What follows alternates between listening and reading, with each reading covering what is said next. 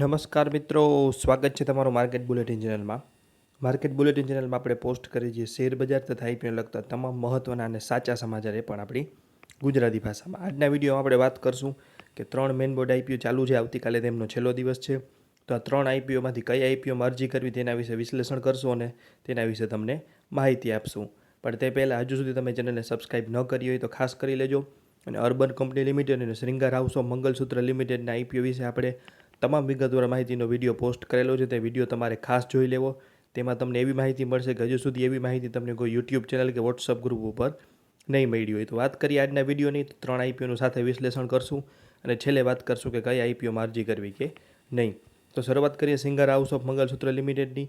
તો કંપની ભારતના મંગળસૂત્રની ડિઝાઇન અને ઉત્પાદનમાં અગ્રણી અને વિશિષ્ટ કંપની છે. આ કંપની પરંપરાગત અને આધુનિક મંગળસૂત્રો બનાવે છે જે 18 કેરેટ અને 22 કેરેટના સોનામાં હોય છે.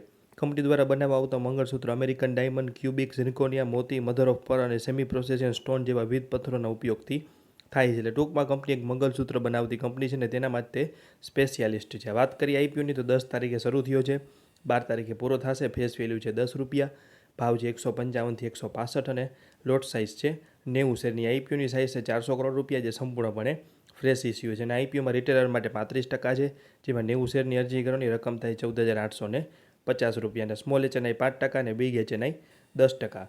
વાત કરીએ કંપનીની સકારાત્મક બાબતોની, તો મજબૂત નાણાકીય પરિસ્થિતિ છે. કંપની પાસે 15 વર્ષથી વધુનો અનુભવ છે અને વિશાળ ગ્રાહકો છે. કંપની પાસે મજબૂત ડિઝાઇન ટીમ અને આધુનિક ટેકનોલોજી છે અને કંપની નવા શેરધારકોને આકર્ષી રહી છે. વાત કરીએ નકારાત્મક પાસાઓની, તો નબળી માંગના કારણે કંપની નફા ઉપર ગંભીર અસર થાય છે. કંપની તેની જરૂરિયાતો પૂરી કરવા માટે દેવું કરવું પડી શકે છે.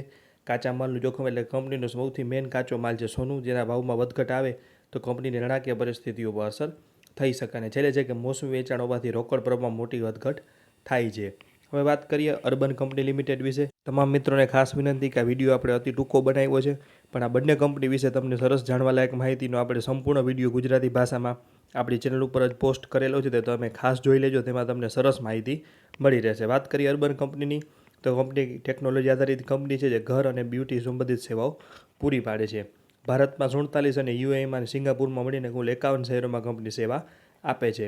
કંપની નેટિવ બ્રાન્ડ એટલે વોટર પ્યુરિફાયર, ઇલેક્ટ્રોનિક ડોર લોક જેવી પ્રોડક્ટો વેચે છે અને તેમણે હાલમાં જ ઇન્સ્ટાઇલ નામની નવી ઓન ડિમાન્ડ સેવા પણ ભારતમાં શરૂ કરી છે. વાત કરીએ તેના આઈપીઓની, તો 10 તારીખે શરૂ થયો છે, 12 તારીખે પૂરો થશે. ફેસ વેલ્યુ છે ₹1, ભાવ છે 98 થી 103, લોટ સાઇઝ છે 145 શેરની અને આઈપીઓની કુલ સાઇઝ છે 1900 કરોડ, જેમાં 472 કરોડનો ફ્રેશ ઇસ્યુ અને 1428 કરોડનો ઓએફએસ છે.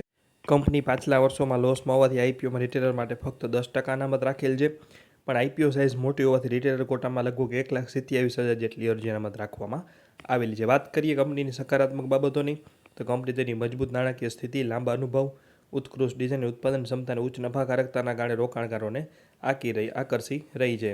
હવે વાત કરીએ દેવ એક્સેલેટરની, તો કંપની ભારતમાં ફ્લેક્સિબલ વર્કશોપ સોલ્યુશન પ્રદાન કરતી કંપની છે. આ કંપની વિશે આપણે વિગતવાર માહિતીનો વિડીયો બનાવેલો નથી, કારણ કે આઈપીઓ સાઇઝ અતિ નાની હોવાથી આઈપીઓમાં એલોટમેન્ટના ચાન્સ અતિ ઓછા છે, જેથી આપણે આ કંપની વિશે વિગતવાર માહિતીનો વિડીયો નથી બનાવ્યો. વાત કરીએ આગળ, તો કંપની મોટી કોર્પોરેટ્સ, એમએનસીસ અને એસએમઈને મેનેજમેન્ટ ઓફિસ, કોવર્કિંગ સ્પેસ, ડિઝાઇન અને એક્ઝિક્યુશન સેવાઓ આપે છે. અન્ય સબસિડી સાથે સાસજોય સોલ્યુશન પ્રાઇવેટ લિમિટેડ સેવાઓ અને સ્કેલેસ એડવાઇઝરી દ્વારા પેરોલ અને ફેસિલિટી મેનેજમેન્ટ પર કંપની પ્રદાન કરે છે. 31 મે 2025 સુધીમાં કંપની 11 શહેરોમાં 28 સેન્ટર સાથે 14,144 સીટ્સ અને 8,60,522 ચોરસ ફૂટ વિસ્તાર મેનેજ કરે, જેમાં 2500થી વધુ ક્લાયન્ટ આવેલા છે. આઈપીઓ પણ 10 તારીખે શરૂ થયો છે અને 12 તારીખે પૂર્ણ થશે. પ્રાઇસ બેન્ડ છે ₹56 થી 61 અને 235 શેરની અરજી કરવાની રહેશે.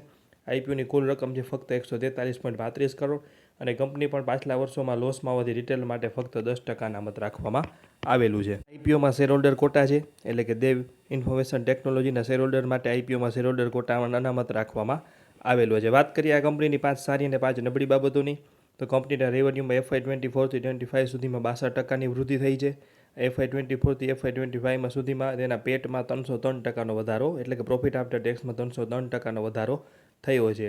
આઈપીઓના પ્રથમ દિવસે જ સારું એવું સબસ્ક્રિપ્શન મળી ગયું છે અને આઈપીઓના પૈસાથી કંપની મુંબઈ, પુણે અને ચેન્નાઈ જેવા મેજર સિટીમાં વિસ્તરણ અને ડેપ્ટ રિપેમેન્ટ માટે 143 કરોડનો ઉપયોગ કરશે. વાત કરીએ નબળી બાબતોની, તો કંપની ઉપર 3500 કરોડના ડેપ્ટ અને નોન કન્વર્ટેબલ ડિબેન્ચરનો બોજો છે. રેવન્યુનો મોટો હિસ્સો અમદાવાદ ઉપર આધારિત છે, જે જિયોગ્રાફિક ડાયવર્સિફિકેશનના અભાવના કારણે જોખમી બની શકે છે. ઝડપી વિસ્તરણના કારણે કંપની ઉપર અતિ હાઈ ડેપ્રિસિએશન અને ફાઇનાન્સ કોસ્ટ વધે છે, જે નેટ પ્રોફિટેબિલિટીને અસર કરે છે. અને આ સેક્ટરની તમામ કંપનીઓમાં આ પ્રશ્ન જ એક મોટો છે કે તેમનું ડેપ્રિસિએશન અને વ્યાજ બહુ વધુ હોય છે. નવા ક્લાયન્ટનો 43.75% ભરાક બ્રોકર્સ દ્વારા આવે છે, જે કમિશન ખર્ચ અને ડિપેન્ડન્સી વધારે છે. અને કોવર્કિંગ સેક્ટરની વોલેટાઇલ કેશ ફ્લો અને રિયલ એસ્ટેટ જેવા સાયકલ ઉપર આધારિત છે, અને વૃદ્ધિ જે ડાઉન ટર્નમાં લિક્વિડિટીને જોખમમાં મૂકે છે. તો હવે વાત કરીએ મુખ્ય બાબતની કે કઈ આઈપીઓમાં અરજી કરવી. તો મર્યાદિત મૂડીવાળા મિત્રો સૌપ્રથમ અર્બન કંપનીના આઈપીઓને પ્રાથમિકતા આપે, કારણ કે હાલના માહોલમાં ચાલતી ટેક આધારિત કંપની છે અને આઈપીઓ સાઇઝ મોટી છે. ભલે રિટેલર માટે 10% મત છે, તો પણ બીજા બંને આઈપીઓની સરખામણીમાં એલોટમેન્ટની શક્યતા કે ચાન્સ વધુ છે. ત્યારબાદ શ્રીંગાર હાઉસ ઓફ મંગળસૂત્ર લિમિટેડના આઈપીઓમાં મધ્યમ લિસ્ટિંગ નફા માટે અરજી કરી શકાય. આ કંપની પણ સારી છે, પણ જો હજુ આઈપીઓ ભાવ 10 થી 15 રૂપિયા થોડો નીચે આવ્યો હોત તો વધુ આકર્ષક બની શકત. આ ભાવથી પણ 10% થી 12% આસપાસના લિસ્ટિંગ ગેઇન માટે તેમાં પણ અરજી કરી શકાય. અને જો બંને આઈપીઓમાં અરજી કરતાં ફંડ વધે તો છેલ્લે દેવ એક્સેલેટર્સ લિમિટેડના આઈપીઓમાં નાના લિસ્ટિંગ ગેઇન માટે અરજી કરી શકાય. એટલે કે લો રિસ્ક લો રિવોર્ડ જેવું છે, કારણ કે આઈપીઓ સાઇઝ અતિ નાની છે, એલોટમેન્ટની શક્યતાઓ અતિ ઓછી છે. તેથી આઈપીનું લિસ્ટિંગ પણ ટી ગ્રુપમાં થશે.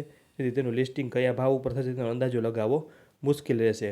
અમે અંગત રીતે વધુ ધ્યાન અર્બન કંપની અને શ્રીંગાર હાઉસ ઓફ મંગળસૂત્રના આઈપીઓમાં આપેલ છે. દેવ એક્સેલેટરના આઈપીઓમાં ફક્ત રિટેલર કોટામાં અરજીઓ કરેલી છે. ત્યારબાદ તમામ મિત્રો એક ખાસ નોંધ લેવી કે સ્ટોક માર્કેટમાં રોકાણ જોખમને આધીન છે. આ કોઈ ખરીદ વેચાણની સલાહ નથી કે ટ્રેડિંગ ટિપ્સ નથી. આ વિડીયોમાં આપેલી માહિતી આરએચપી ઉપરથી લીધેલી છે, અને વિડીયો બનાવવા પાછળ અમારો કોઈ અંગત ફાયદો નથી. કોઈ પણ પ્રકારનું રોકાણ કરતાં પહેલાં કે આઈપીઓમાં એપ્લાય કરતાં પહેલાં આપણે નાણાકીય સલાહકારની સલાહ લેવી જરૂરી છે. તો આ વાત કરીએ આપણે 3 આઈપીઓની સાથે કે કઈ આઈપીઓમાં અરજી કરવી કે નહીં, તેના વિશે તમને માહિતી આપી. તો આવી જ માહિતી આગળ મેળવવા માટે માર્કેટ બુલેટિન ચેનલને લાઇક, શેર અને સબસ્ક્રાઈબ કરજો.